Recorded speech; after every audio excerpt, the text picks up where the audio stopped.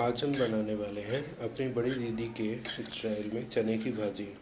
चने की भाजी बनाने के लिए हम लगभग 200 ग्राम चने की भाजी लेते हैं और साथ में थोड़ा सा नया चावल और थोड़ी सी उड़द दाल भी लेते हैं। अब हम एक कढ़ाई लेते हैं और कढ़ाई में 1 चम्मच लगभग थोड़ा सा सरसों का तेल लेते हैं और इसे अच्छे से गर्म कर लेते हैं।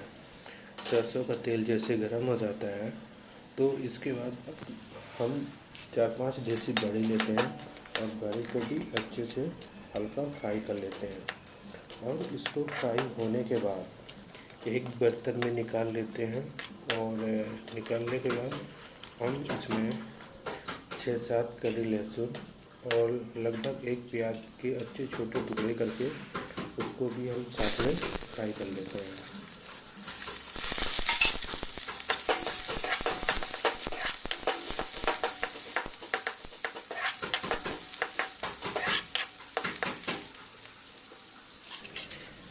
जैसे ही लहसुन और प्याज हल्का ब्राउन होने लगते हैं तो हम इसमें उड़द की दाल और चावल भी मिक्स कर देते हैं और उनको भी अच्छी तरह से हम फ्राई कर लेते हैं जब तक कि वो हल्का गोल्डन ना हो जाए। और हमें ये ध्यान रखना है कि इनको फ्राई करने के लिए हमें अपना फ्लेम मीडियम से लो रखना है। हम जितना ही मीडियम से लो फ्लेम रखेंगे उतने अच्छे से ही ये सब फ्राई होंगे।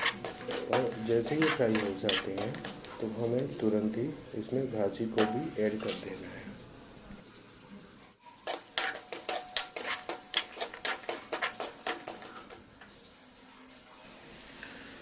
भाजी को हमें जितना बारीक से बारीक हो सके उतना कट करना है। भाजी हमें अच्छे से चलाते रहना है जब तक कि भाजी भी अच्छे से फ्राई ना हो जाए और कम से कम भाजी को ऐसे ही हमें 10 से 15 मिनट तक चलाते रहना है।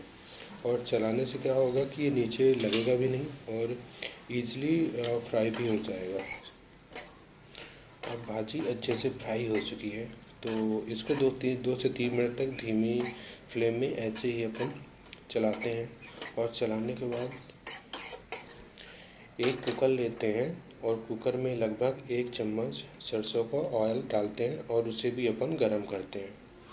और जैसे ही सरसों का तेल गरम अच्छे से हो जाता है तो उसमें फिर अपन भाजी को डाल देते हैं।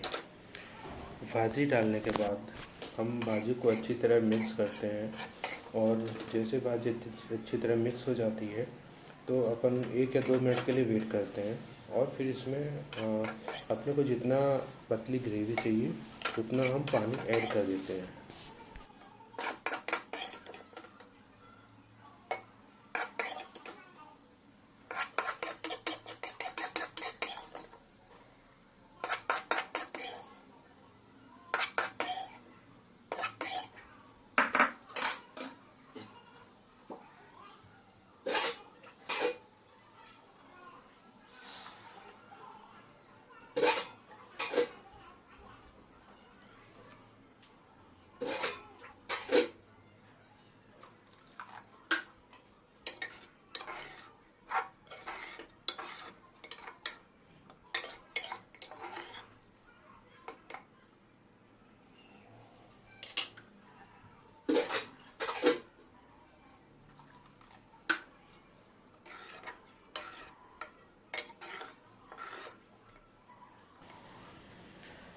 पानी डालने के बाद हम कुकर का ढक्कन लगा देते हैं और कम से कम 2 से 3 सीटी फुल फ्लेम में पकने का वेट करते हैं।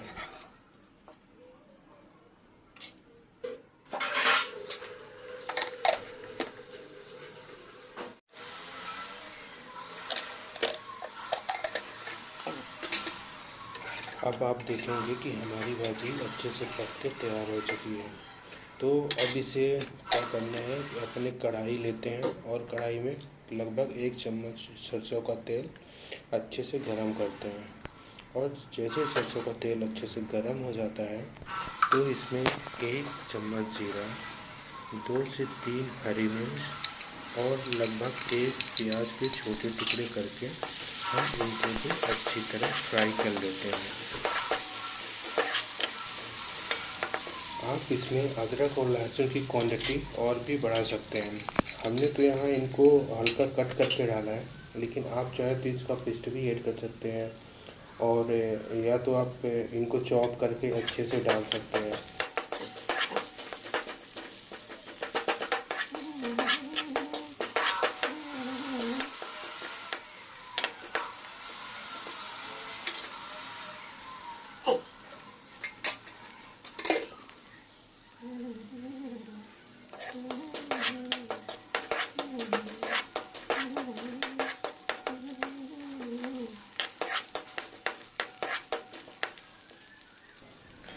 लहसुन और प्याज अच्छे से फ्राई होने के बाद हम इसमें जो भाजी अपनी पकी हुई रहती है हम उसको भी ऐड करते हैं, और लगभग 5 से 6 मिनट तक हम इसको पकने देते हैं।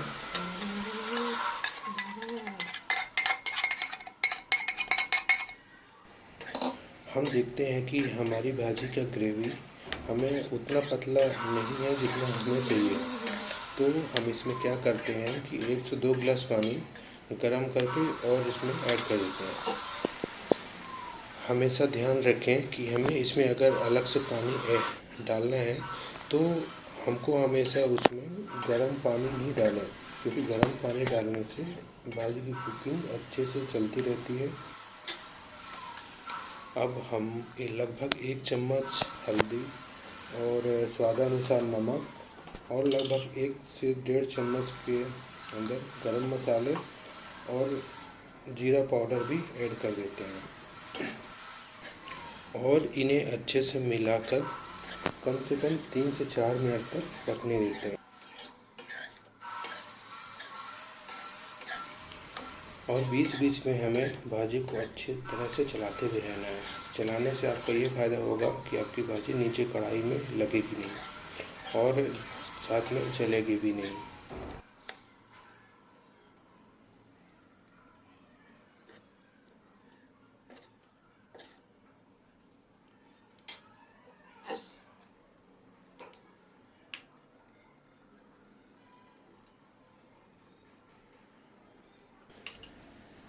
तीन से 4 मिनट तक पकने के बाद हम इसमें 1 चम्मच हींग भी ऐड कर देते हैं, और हींग ऐड करने के बाद हम इसको अच्छे से मिला के और कम से कम 2 से 3 मिनट तक और पकने देते हैं।